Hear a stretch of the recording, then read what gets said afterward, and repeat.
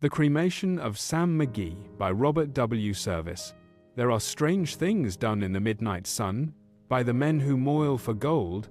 The Arctic trails have their secret tales that would make your blood run cold. The Northern Lights have seen queer sights, but the queerest they ever did see was that night on the marge of Lake Lebarge. I cremated Sam McGee. Now Sam McGee was from Tennessee, where the cotton blooms and blows. Why he left his home in the south to roam round the pole, God only knows. He was always cold, but the land of gold seemed to hold him like a spell, though he'd often say in his homely way that he'd sooner live in hell. On a Christmas day, we were mushing our way over the Dawson Trail. Talk of your cold, through the parka's fold it stabbed like a driven nail. If our eyes we'd close, then the lashes froze till sometimes we couldn't see.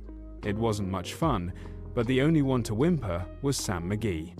And that very night, as we lay packed tight in our robes beneath the snow, and the dogs were fed, and the stars o'erhead were dancing heel and toe, he turned to me, and "Cap," says he, "I'll cash in this trip, I guess, and if I do, I'm asking that you won't refuse my last request."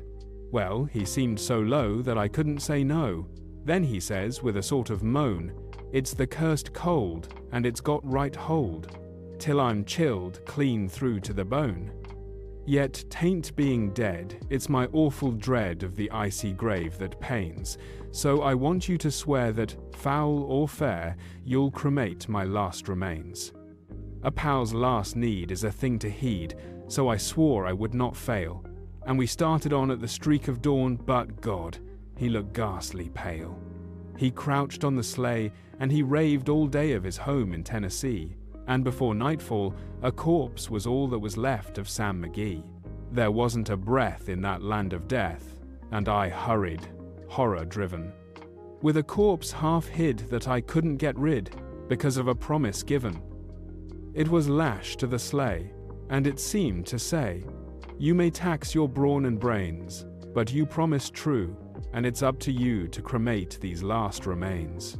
Now a promise made is a debt unpaid, and the trail has its own stern code. In the days to come, though my lips were dumb, in my heart how I cursed that load. In the long, long night, by the lone firelight, while the huskies, round in a ring, howled out their woes to the homeless snows, oh God, how I loathed the thing! And every day that quiet clay seemed to heavy and heavier grow, and on I went, though the dogs were spent and the grub was getting low.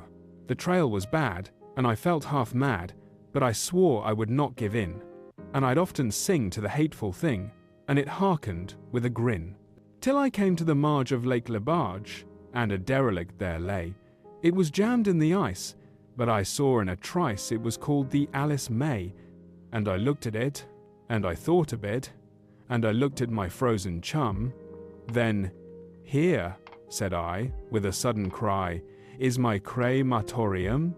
Some planks I tore from the cabin floor, and I lit the boiler fire.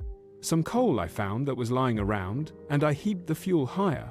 The flames just soared, and the furnace roared such a blaze you seldom see. And I burrowed a hole in the glowing coal, and I stuffed in Sam McGee. Then I made a hike, for I didn't like to hear him sizzle so. And the heavens scowled, and the huskies howled, and the wind began to blow. It was icy cold, but the hot sweat rolled down my cheeks, and I don't know why. And the greasy smoke in an inky cloak went streaking down the sky. I do not know how long in the snow I wrestled with grisly fear, but the stars came out and they danced about ere again I ventured near. I was sick with dread, but I bravely said, "I'll just take a peep inside.